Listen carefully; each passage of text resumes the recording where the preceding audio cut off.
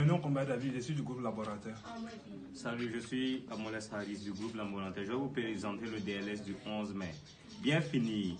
J'ai combattu le bon combat, j'ai achevé la course, j'ai gardé la foi. 2 Timothée 4:7.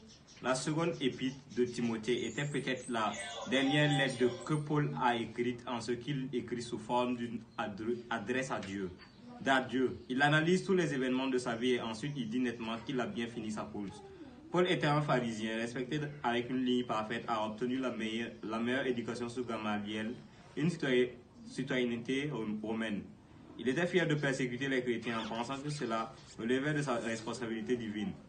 Mais nous rencontre avec Jésus sur la route de Damas a tout changé. Le persécuteur est devenu le persécuté. Pour avoir prêché Christ, il fut emprisonné, flagellé, fouetté, battu avec des tiges, lapidé, naufragé et confronté aux dangers importants et périls qu'il note dans 2 Corinthiens 11, 23-28. Et encore il dit, s'il faut se glorifier, c'est ma faiblesse que je me glorifierai. 2 Corinthiens 11, 30. La raison est que quand il était apparemment faible et humainement déficient, que Christ était à l'œuvre à travers lui. Il ne comptait pas sur sa propre sagesse et son sens des affaires, mais sur la providence de Dieu. J'ai vu plusieurs leaders qui ont commencé très bien, mais malheureusement leur histoire s'est terminée sur le bas de l'échelle. Nous connaissons plusieurs politiciens qui ont commencé avec un grand zèle et ferveur pour servir le peuple et éliminer la corruption. Mais à la fin, se trouvent face en cas de corruption eux-mêmes.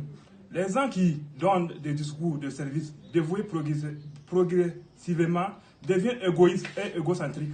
Paul était consacré à une vision pour être l'apôtre des gentils.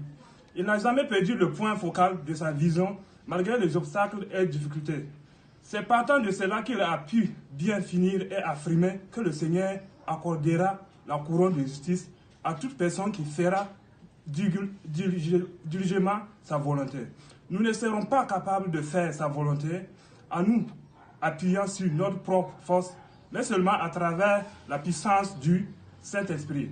Puis nous serons capables de dire en toute assurance, comme Paul, je puis tout par celui qui me fortifie. Philippiens 4:13.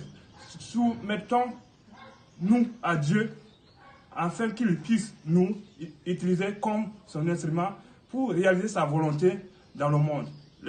Lecture complémentaire. Acte 20, 22, 24. Prière. Nous soumettons notre volonté à Dieu.